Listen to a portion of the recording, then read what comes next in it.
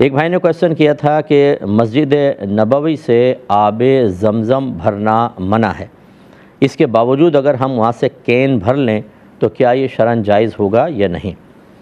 دیکھیں، جو چیز غیر قانونی یعنی قانون کے خلاف کر دی جاتی ہے اس کا کرنا گناہ ہی ہوتا ہے، جبکہ وہ شریعت کے کسی بہت ہی عبادت یا کوئی مسلمہ اصول سے ٹکرا نہ رہا ہو، ایسے قانون کو رد کیا جائے گا۔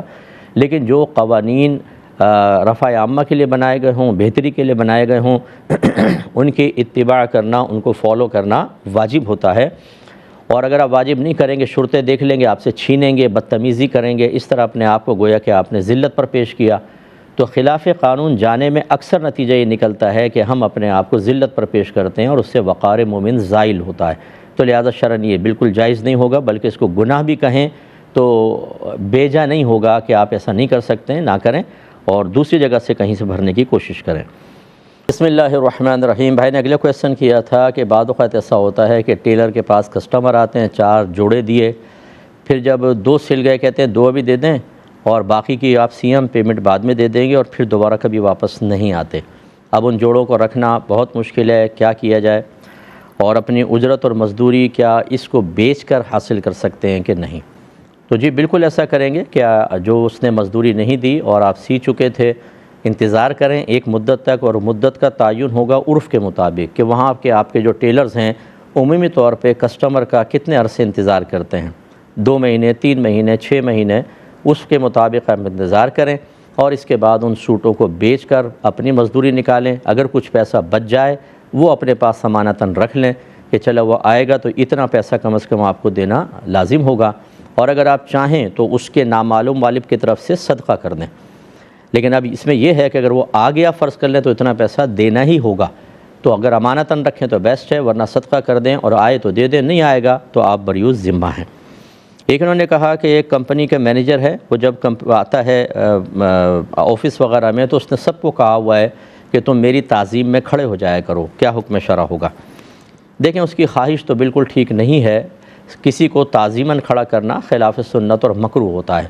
نبی کریم صلی اللہ علیہ وسلم نے صحابہ کرام کو اس سے منع فرمایا کہ جب میں آؤں تو تم میری تعظیم کے لیے کھڑے نہ ہوا کرو۔ حالانکہ صحابہ کرام کی بہت خواہش تھی کہ سرکار کی تعظیم کا، ادب کا ہر پہلو اپنے پیش نظر رکھیں، لیکن نبی کریم نے منع فرمایا، تو اب وہ آ کے اس طرح کہتا ہے، بری بات ہے۔ لیکن بہرحال اگر وہ کہتا ہے اور آپ لوگ اس کی اتباع میں کھڑے ہو جاتے ہیں تو آپ بالکل گناہ گار نہیں ہوں گے۔ نیت بس یہ کریں کہ ہم اب ایک نقصان سے بچنے کے لیے ایسا کر رہے ہیں، کیونکہ اگر ہم نہیں کریں گے تو یہ نقصان پہنچائے گا، ناراض ہوگا، نقصان پہنچائے گا، تو آپ بری ذمہ ہیں۔ لیکن بہرحال وہ شخص آخرت میں قابل گرفت ہو سکتا ہے کہ اپنی آمد پر سب کو کھڑا کرے، اس سے اس کی عظمت ظاہر ہوتی ہے اور سب کی حقارت ظاہر ہوتی ہے، اور ایک مسلمان کو خواہ حقیر سمجھنا یہ صحیح نہیں ہوتا۔ ہاں، جو طالب علم اپنے ٹیچر، دینی استاد کے ادب کے لیے کھڑے ہو رہے ہیں، کوئی بعمل پیر صاحب کے لیے کھڑے ہوتے ہیں، یہ ایک الگ چیز ہے، اس میں بھی خواہش ٹیچر یا پیر صاحب کی نہیں ہونی چاہیے، بلکہ افضل طریقہ یہ کہیں کہ بیٹھ جاؤ، بس میری تعظیم کے لیے کھڑے نہ ہوا کرو، یہ بیسٹ وے ہے۔ لیکن اگر ان کے کہنے کے بغیر کھڑے ہو جاتے ہیں کوئی تو اس کی گنجائش ہے، تو وہ تو چلو ایک دینی فضیلت ہے، اسے کون سی فضیلت حاصل ہے، تو لہٰذا ایسا نہیں کرنا چاہیے۔ اللہ تعالیٰ اس کو ہدایت عطا فرمائے۔ یہ کہتے ہیں کہ ایک لڑکی کو جاب ملی، لیکن ریسیپشن کی جاب ہے، لیکن اسے کہتے ہیں کہ آپ کو پینٹ شرٹ لازم یہاں پہننی ہوگی ورنہ جاب نہیں ملے گی، کیا حکم شرع ہے؟ جی بالکل لڑکی کو انکار کرنا چاہیے، پینٹ شرٹ پہننا، جاب بہرحال ایک کر سکتی ہے بچی مجبوری کے اندر، لیکن ایک پینٹ شرٹ پہن کر اس کا مطلب یہ ہے کہ وہاں کا ماحول بہت خراب ماحول ہوگا، اور صرف پینٹ شرٹ ہی نہیں پہننی ہوگی بلکہ کسٹمرز کو خوش بھی کرنا ہوگا۔ جو کوئی آئے گا اس سے اچھے انداز سے بات کرنا، مسکرا کے بات کرنا، وہ کوئی الٹی سیدھی حرکت کرے تو اس کو برداشت کرنا، یہ ساری ڈیمانڈ آگے چلتی جائیں گی، اور ایک شریف بچی کے لیے اس قسم کے ماحول میں کام کرنے کی بالکل اجازت نہیں ہوتی ہے۔ لہٰذا وہ بالکل منع کر دے کہ میں اپنے ویسی عام لباس کے اندر آ سکتی ہوں، لیکن اس طرح کے لباس میں، اور اس کے بعد جو پھر آپ کے مطالبات متوقع نظر آ رہے ہیں ان کو پورا کرنے کے سلسلے میں میری طرف سے پیشگی معذرت قبول کی جائے۔ یہ کہتے ہیں بچے نے پوچھا کہ متولی صاحب جو ہیں بعض اوقات انہوں نے مشاہدہ کیا، اب یہ حالت نماز میں مشاہدہ کر رہے تھے یا ویسے ہی کر رہے تھے کہ یہ کیوں متوجہ ہوئے کہ ان کی کال آتی ہے تو کبھی وہ موبائل نکال کے نمبر دیکھ کے ہاتھ میں پکڑ لیتے ہیں، اور پھر جب سجدے میں جاتے ہیں تو موبائل رکھ دیتے ہیں، کیا حکم شرع ہوگا؟ دیکھیں پہلے بھی آپ کو سمجھایا تھا کہ نماز کے اندر بعض اوقات وہ عمل جو نماز کی اصلاح کے لیے نہ ہو، دو طرح ہوتے ہیں، ایک عمل کثیر کہلاتا ہے، ایک عمل قلیل کہلاتا ہے۔ عمل کثیر تو وہ ہوتا ہے کہ اگر ہم اس نمازی کو دور سے دیکھیں کہ جب وہ یہ عمل کر رہا ہے تو ہمیں یقین ہو جائے کہ وہ نماز میں نہیں ہے۔ جیسے مثال کے طور پہ موبائل نکال کے دونوں ہاتھوں سے کچھ لکھنا، پھر جیب میں رکھ لینا، تو جب وہ لکھ رہا ہوگا دور سے کوئی دیکھے گا تو یقیناً سمجھے گا یہ نماز میں نہیں ہے۔ یا دونوں ہاتھوں سے اپنی ٹوپی کو پکڑ کے یوں بال کو سیٹ کر کے پھر رکھنا، تو اس سے یاد رکھیں یہ عمل کثیر ہے، اور عمل کثیر سے نماز فاسد ہو جاتی ہے، ٹوٹ جاتی ہے۔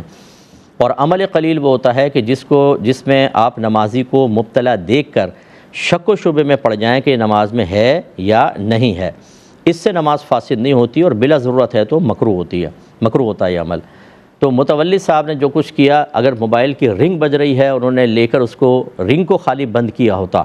پھر تو یہ بالکل ایک ایسا عمل قلیل ہے کہ اس میں خلاف شرع زائد کوئی بھی کام نہیں ہوا۔ لیکن یوں نکال کر نمبر دیکھنا اور پھر ہاتھ میں پکڑ لینا، یہ نمبر دیکھنے والا عمل جو تھا یہ ٹھیک نہیں تھا۔ لیکن بہرحال اگر تو ایسا لگے کہ نماز میں ہیں یا نہیں ہیں تو عمل قلیل ہے، نماز اب بھی ہو جائے گی، لیکن اتنا عمل مکروہ تھا۔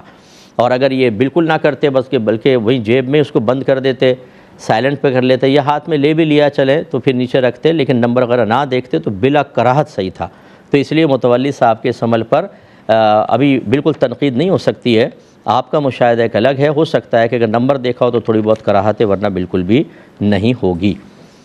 دوبارہ ہم آف ایئر کویسچنس کی طرف آتے ہیں۔ ایک بھائی نے کویسچن کیا تھا کہ ہم گاؤں میں جانور پالتے ہیں، کچھ ہم نے صرف دودھ کے لیے رکھے ہوتے ہیں، ہم گھر میں دودھ پیتے ہیں، بچ جاتا ہے تو بیچ دیتے ہیں، یعنی دودھ بیچ دیتے ہیں، اور یہ جانور صرف اس وقت ہم بیچتے ہیں کہ جب اسے بدلنا مقصود ہوتا ہے، جیسے گائے ایک وقت میں آ کر یا بھینس ایک وقت میں آ کے دودھ دینا چھوڑ دیتی ہے تو بدل دیا، دوسری لے لی۔ اور کہتے ہیں کچھ جانور ایسے ہیں جو ہم نے خالص بیچنے کی نیت سے لیے ہیں، ہم انہیں اس وقت بیچتے ہیں جب وہ بچہ دینے کے قریب آتے ہیں، اور ان کے لیے چارہ ہم اپنی زمین پر اگاتے ہیں یا زمین ٹھیکے پہ لے کر اس پہ چارہ اگاتے ہیں، تو ان پر زکوٰۃ کا کیا حکم ہے یہ بتا دیجئے۔ دیکھیں پہلے جو جانور آپ نے دودھ کے لیے رکھے ہوئے ہیں، جو جانور دودھ کے لیے رکھا ہوتا ہے یہ ایک مخصوص تعداد میں ہوں، اور جیسے بکریاں ہیں تو 40 بکریاں ہوں، اور یہ سال کا اکثر حصہ جنگل میں چرتے ہوں، یعنی بالکل مفت کا چارہ جنگل میں جا کے چرتے ہوں، تو ان کو سائمہ کہتے ہیں، ان پر زکوٰۃ بنتی ہے۔ لیکن اگر دودھ مقصود نہ ہو بلکہ گوشت ہو، یا دودھ ہی مقصود ہو لیکن جنگل میں جا کے نہیں چرتے بلکہ آپ گھر پر ان کو چارہ لا کر دیتے ہیں، ایسی صورت میں یہ بالکل سائمہ نہیں بنتے ہیں، اور جب سائمہ نہیں ہے تو زکوٰۃ سائمہ کے اوپر ہوتا ہے، سین سے سائمہ ہے تو ان پر زکوٰۃ نہیں بنتی ہے، اور چاہے ہزاروں کی تعداد میں ہوں، یہ تو آپ ہٹائی دیں۔ اب آ جائیں دوسرے، جن جانوروں کو آپ نے تجارت کی نیت سے خریدا ہے کہ آگے بیچیں گے، یہ مال تجارت ہے، اور ان کے اوپر زکوٰۃ ضرور بنے گی۔ یہ جب آپ سال گزر جاتا ہے، سال جب ان کو خریدیں نا تو ان کا سال لکھ لیجئے، اور جب سال تمام ہو جائے اس کے بعد جو اس وقت کی موجودہ قیمت ہے اس کے مطابق آپ ان کے پہلے قیمت نکالیں، اور قیمت کا 2.5% بطور زکوٰۃ آپ کو نکالنا ہوگا۔ یہ کہتے ہیں کہ ہمارے بھائی کی 25 سال پہلے شادی ہوئی تھی، پھر کسی وجہ سے بیوی سے جھگڑے ہو گئے، انہوں نے طلاق دے دی، بیوی نے بچی کو اپنے ساتھ لے گئے، انہوں نے کورٹ میں کیس کیا تھا، لیکن 25 سال تک وہ کیس وغیرہ چلتا رہا، حتیٰ کہ بھائی کے انتقال سے کچھ عرصے پہلے وہ کیس عورت جیت گئی، وہ بچی کو لے گئی، اور اس دوران انہوں نے بھائی سے بچی کو بالکل بھی نہیں ملنے دیا، حتیٰ کہ بھائی کا انتقال ہو گیا، اور جنازے پر بھی وہ لوگ نہ خود آئے نہ بچی کو آنے دیا، چہرہ تک نہیں دیکھا۔ لیکن کہتے ہیں اب جب وراثت تقسیم ہونے لگی ہے تو وہ لوگ آ گئے ہیں اور بچی کو بھی پیش کر دیا، بچی بڑی ہو گئی ہے، اس کے اپنے 2 بچے ہو گئے ہیں، تو وراثت میں سے یعنی بھائی کی وراثت میں سے اس کو حصہ ملے گا یا نہیں ملے گا؟ دیکھیں بالکل ملے گا، بچی تو بہرحال وارثہ ہے، اس کو ملے گا، لیکن یہ ضرور ہے کہ بچی کو چھوٹی بچی بھی نہیں تھی جب یعنی وراثت کے اندر اس قسم کے جو لوگ ہوتے ہیں نا، پہلے دور رہتے ہیں پھر کہتے ہیں ہمارا حق ہے۔ اچھا آپ کو اپنا حق تو یاد آ گیا وراثت کے سلسلے میں، جب مال کی بات آئی تو حق یاد آیا، باپ کا حق یاد نہیں آیا تھا؟ اور بروز قیامت جو باپ کے حق میں شدید قسم کی کوتاہی کی، اور جب تک وہ عورت جس کو ڈائیورس نہیں ہوئی تھی اس نے شوہر کے حق میں بدتمیزی کی، اس کا آخرت میں کیا انجام ہوگا؟ کہ شوہر کا کوئی حق نہیں ہوتا، کہ باپ کا کوئی حق نہیں ہوتا؟ بہرحال یہ سمجھایا تو جا سکتا ہے، لیکن اس کی بنا پر یہ نہیں کہہ سکتے کہ بچی کو وراثت میں سے حصہ نہیں ملے گا اس کو بالکل وراثت میں سے ملے گا، آدھا حصہ اس کا ہوگا، اور اس کے بعد پھر دیگر جو ورثاء ہیں ان کو ملے گا۔